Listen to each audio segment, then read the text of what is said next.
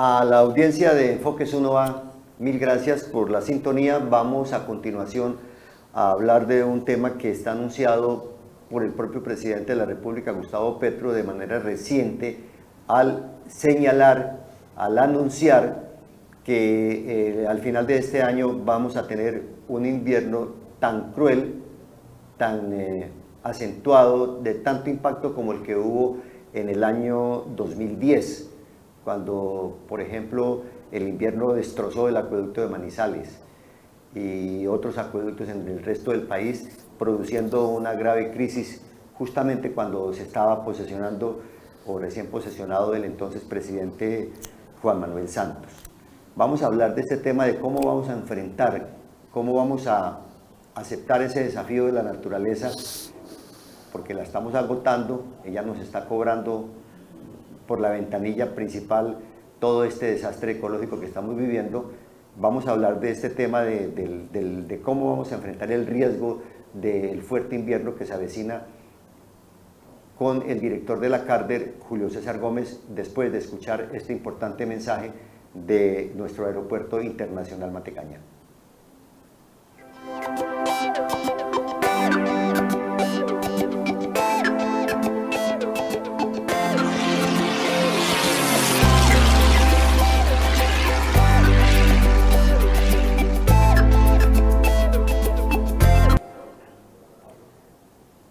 Yo tengo grabada en la mente una imagen donde está el gobernador de Risaralda, Víctor Manuel Tamayo, en una canoa en las calles principales de La Virginia a principios de este año.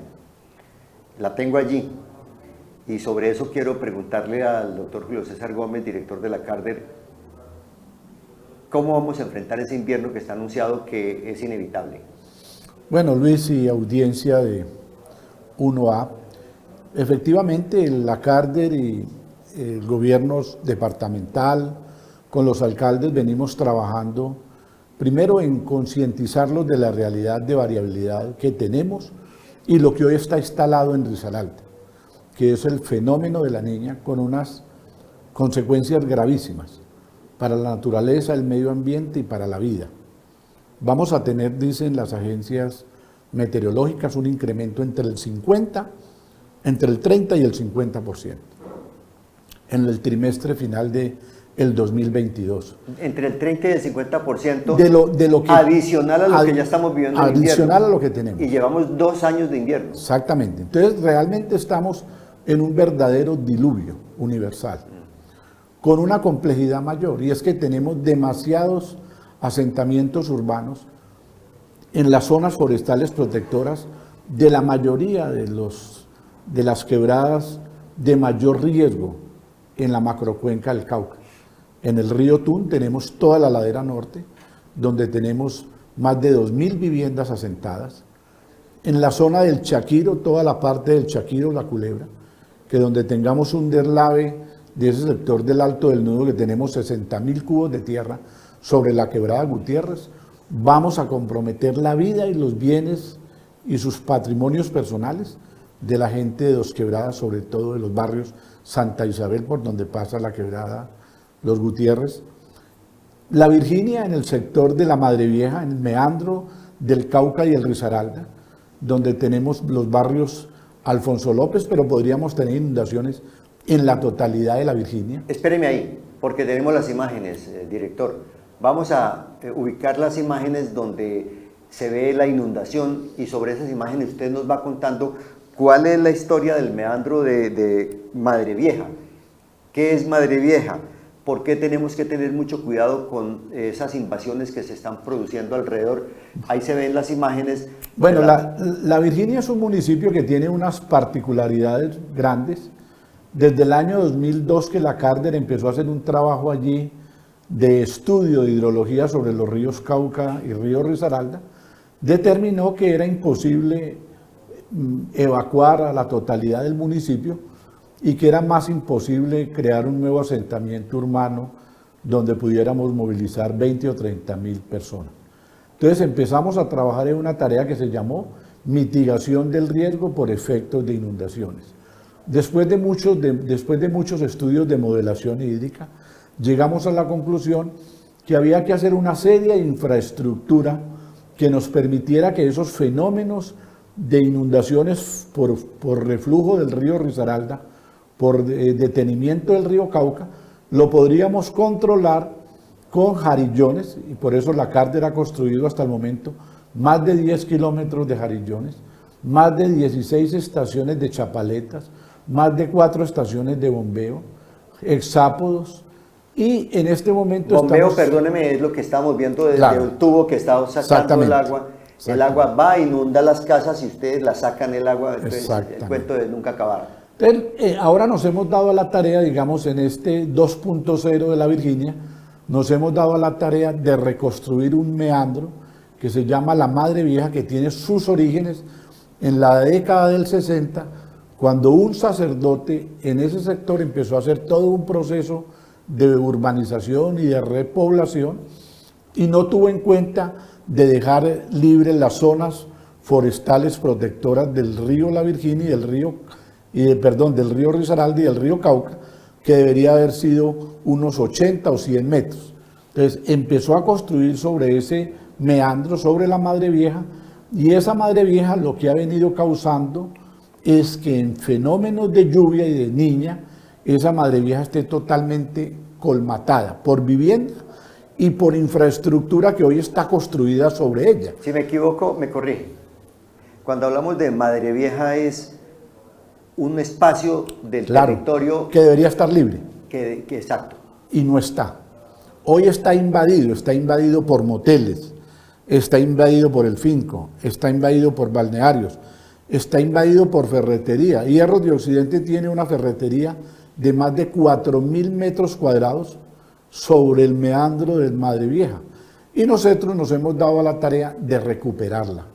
¿Cómo la venimos recuperando? Inicialmente estamos quitando una cantidad de basura, de lodos y de hidrófilas que están sobre la Madre Vieja, pero lo que nosotros queremos es, hoy esa Madre Vieja debería tener por lo menos 30 hectáreas recuperadas, pero no aspiramos a tanto para evitar hacer, digamos, una demolición total en la Virginia. Creemos que si logramos llegar a unas 9 hectáreas de Madre Vieja, donde podamos tener un reservorio de 57 millones de metros cúbicos, nosotros estaríamos resolviendo el fenómeno de inundación de la Virginia. Entonces, esa es la apuesta que tenemos. ¿9 de cuánto? 9 de 30 hectáreas. De 30. Entonces, si nosotros logramos recuperar una tercera parte, de darle una buena capacidad hídrica, que la batimetría de la Madre Vieja aumente, que tenga mayor profundidad, que tenga más capacidad. Si nosotros logramos mejorar esa condicionante, vamos a poder controlar las mareas altas del río Risaralda. Cuando llegue ahora el fenómeno de la niña nuevamente este fin de año y tengamos el río Cauca en 5,96 metros, que el río Risaralda ya no pasa porque se encuentra con un muro y empieza a devolverse. En ese meandro nosotros podemos, con las estaciones de bombeo, garantizar que el agua pase y lo podamos tirar al río Cauca.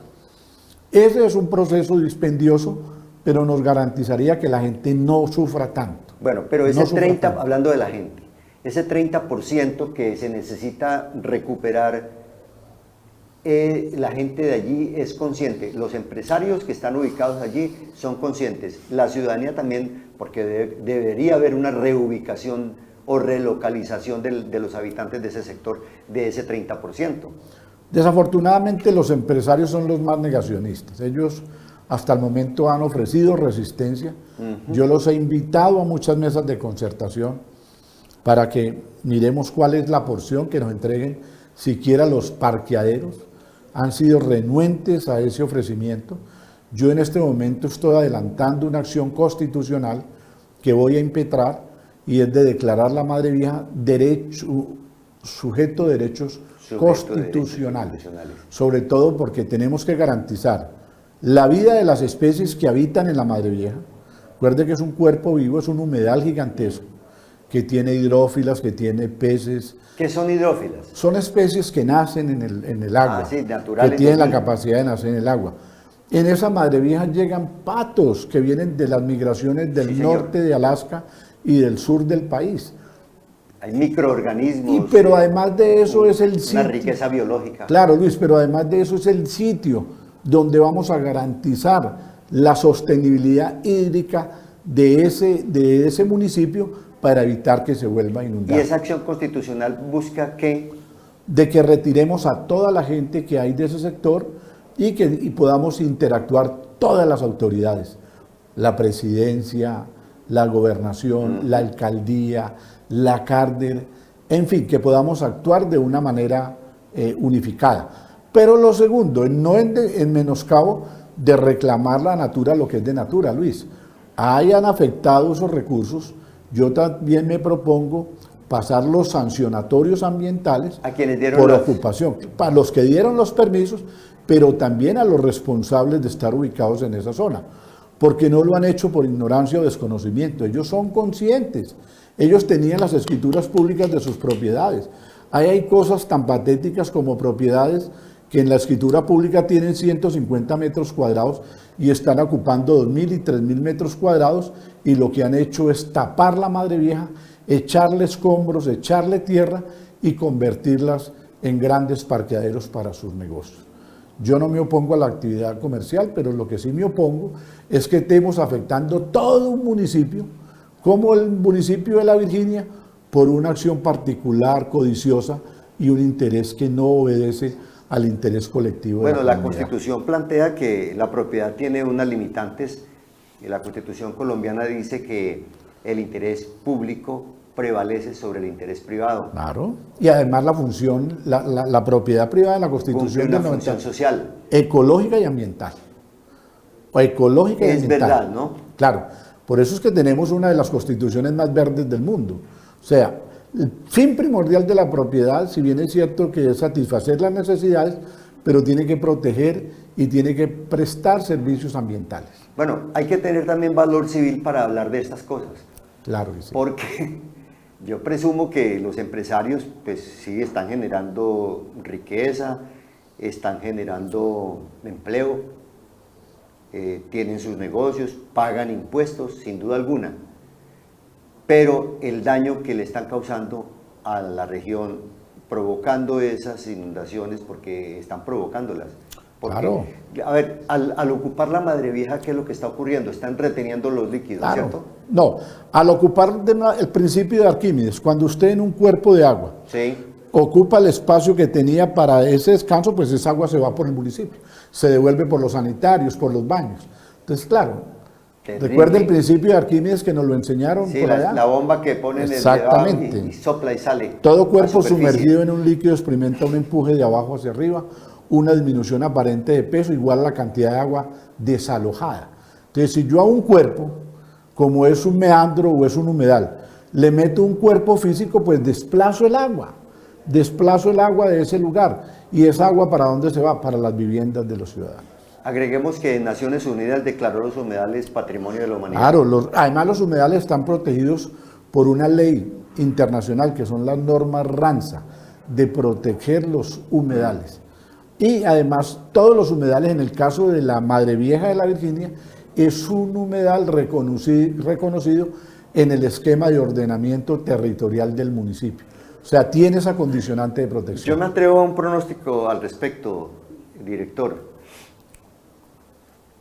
De ese 100% del daño causado en la Madre Vieja de La Virginia, el 30% de la propuesta suya que por lo menos retorne al manejo de la corporación o de la cárcel y de la ciudadanía. No, a Natura. A Natura lo que es de Natura. Perfecto. Y al César lo que es del César. Y si yo fuera un empresario, yo acogería la solución que usted está planteando. Es la más generosa. Porque por la vía legal... Es toda. 100%. Es el 100%. Sin derecho a indemnización. A nada. A nada, porque ellos están produciendo una afectación.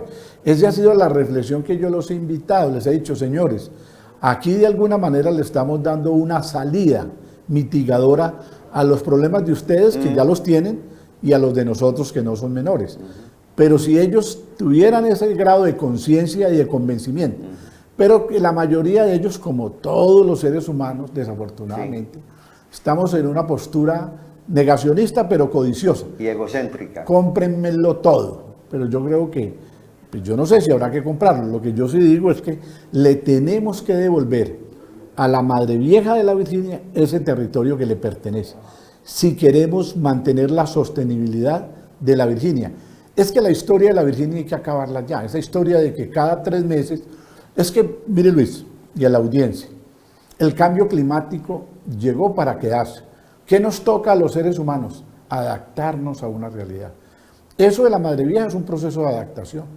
Recuperarla es un proceso de adaptación necesario para estar evitando que la gente de la Virginia, la gente más pobre de la Virginia, cada 6 meses, cuando llegan los periodos de lluvia, tenga que salir corriendo a meterse a un coliseo, dañando sus enseres, sus alimentos, desubicando a los niños, ocupando los colegios y los coliseos, porque la Madre Vieja se inundó. Y tengo la impresión, si no me equivoco, que muy buena parte de esa población terminó acostumbrándose a eso, a que cada 3 meses tiene que sacar el agua. Sí, pues es que yo creo que cuando uno está en esas tragedias, normalmente la gente, el cuerpo termina adaptándose. Somos un sistema... Pero adaptándose a lo negativo, a lo malo, a lo que le hace daño. Claro, no, armamos una simbiosis con ese daño y ya lo tenemos en el imaginario. Sí.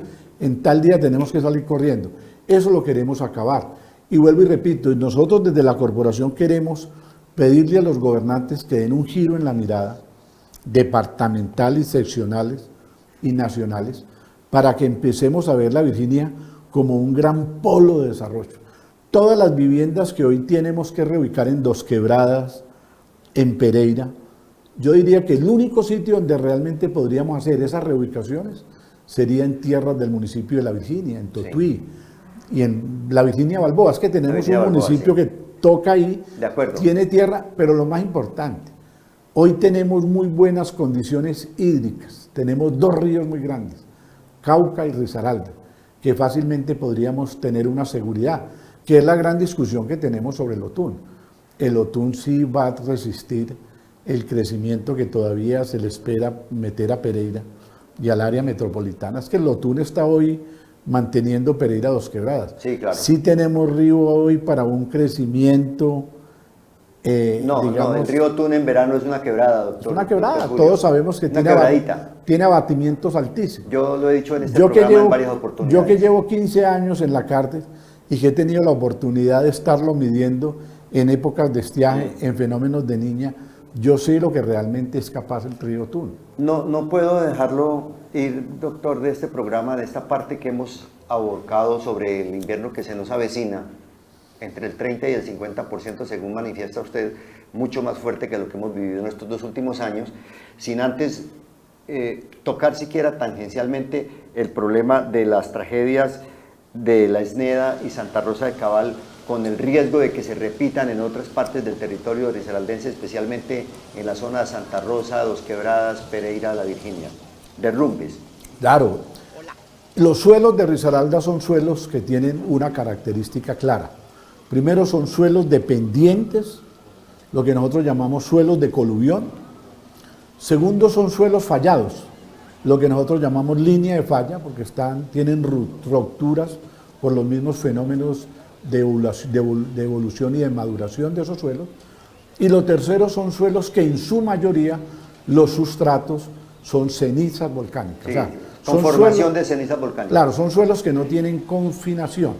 Si a eso le sumamos la caficultura, la agricultura y la ganadería en pendiente, donde hemos erradicado el árbol. El árbol es un elemento determinador. Los guayacanes, los guamos, todo lo que nosotros teníamos en nuestra geología y geografía. Cuando yo era niño, los cafetales tenían sombrío. Claro. Y esos árboles enraizan, amarran la tierra. Entonces, hemos tenido una cantidad, miren, las aguas, para que miremos, las lluvias. Tenemos sitios en Risaralda donde las precipitaciones al año están pasando de 5.000 milímetros. ¿Eso qué quiere decir, Luis? Que en esos sitios, si hubiéramos acumulado esa agua, hubiéramos logrado almacenar una piscina de 50 metros de altura. La Virginia, que es una zona seca, donde tradicionalmente caen 800, 1.200 milímetros, han venido cayendo 2.000, 3.000. Es el de La Esneda, doctor. Eso es La Esneda, eso fue una cosa terrible. Esa falla geológica en La Esneda no se ha resuelto. Vamos a seguir teniendo una comunidad en riesgo porque el río Otún, a esas alturas, por esos barrios Risaralda, La Esneda, El Triunfo, Las Américas, es un barrio que tiene la complejidad del Otún, su torrencialidad, es un río que pasa de 8 metros cúbicos a 60, 70 metros cúbicos. Es un río que se endiabla y baja a unas velocidades y a unas dinámicas, y esa ladera la tenemos muy desestabilizada y vamos a tener siguiendo. ¿Y lo de Santa Rosa? Lo mismo sucede en Santa Rosa, el río San Eugenio, que es un río que también tiene muchas complejidades en fenómenos de torrencialidad, y vemos todo lo que viene sucediendo. Ahí también hay una falla protuberante. ¿Este es Santa Rosa? Claro que sí, ese es Santa Rosa. Esa fue la última emergencia que tuvimos ahí hace 2 meses, y toda esa ladera está fallada. Tiene que haber un proceso de confinamiento. Hasta hace muy pocos días terminamos de abrir totalmente todo el tema del río San Eugenio. Lo mismo sucede en Apía, toda esa zona de Apía. Mire esas viviendas allá. Claro, eso le han causado mucho peso, una mala planeación, un mal control físico. En fin, son muchos problemas que tenemos y los vamos a seguir presentando. Dos Quebradas también es un municipio que me preocupa mucho. Mire, Luis, el Alto del Nudo y el Toro debería dejarse llamar el Alto del Nudo y el Toro para llamarlo la Selva del Nudo. Eso debería convertirse en un gran radiador natural del área metropolitana. Desafortunadamente también la hotelería que ha llegado a ese sector, en el que yo he sido un crítico, en este momento ya estamos preparando una acción constitucional también contra más de 22 licencias de hoteles que dieron en ese sector bajo una modalidad perversa. ¿En Dos Quebradas o Pereira? No, en Dos Quebradas. Dos Quebradas. En Dos Quebradas ya las tenemos evidenciadas en esa zona del Alto del Nudo, el Toro, en las Marcadas, donde piden licencia para hacer ecoteles y después hacen parcelas, después hacen barrios, hacen parcelaciones, en un suelo que geológicamente no es exacto. No tenemos agua, no tenemos un sistema sanitario para los vertimientos. Gravísimo. Y desafortunadamente las curadurías no nos ayudan. Ese es un reclamo que yo les hago permanentemente a las curadurías. Yo me reúno con ellos en reuniones muy cordiales, ellos me muestran algunas acciones que vienen haciendo, pero realmente son omisiosos en sus actuaciones, son poco rígidos. Por eso a mí, como autoridad ambiental, que debo de ser siempre más fuerte, si lo exijo en un tema de escalamiento de norma, pues en ese caso estoy haciendo reclamos, porque para mí hay 3 cosas que no están claras. El tema de uso de suelo frente a lo que se está otorgando, el uso por ser un área de protección, no está claro el manejo de los vertimientos y no está claro las concesiones de agua. Sin dejar de desconocer que habría una cuarta variable, y es el riesgo. Si esos suelos son de coluviones, donde tenemos fenómenos geológicos de movimientos, donde tenemos ya un debilitamiento de las bancas, ¿a qué horas vamos a sostener esas pendientes con esas infraestructuras que se vienen desarrollando? Pues nos deja usted, doctor Julio César Gómez, muy preocupados, muy inquietos y con unas tareas grandes en materia periodística, porque el objetivo de este programa, desde el corazón, desde lo profundo de mi corazón y del objetivo misional de esta programadora Noticias 1A, la verdad, están las puertas abiertas para que sigamos hablando de estos temas y díganos qué es lo que tenemos que hacer para que la gente entre en conciencia de evitar un desastre ecológico en el departamento de Risaralda. Bueno, Luis, muchas gracias. No, yo creo que tenemos que seguir recabando en el control, en la educación, es muy importante, seguir ahondando en la cultura de la sostenibilidad. Y lo más importante es recurrir a la conciencia de la ciudadanía. La ciudadanía tiene que ser en esto aliada incondicional de protegerlo. Y con firmeza. Que el patrimonio nos pertenece a todos los ciudadanos, el patrimonio ecológico es un patrimonio colectivo y que entre todos lo tenemos que defender.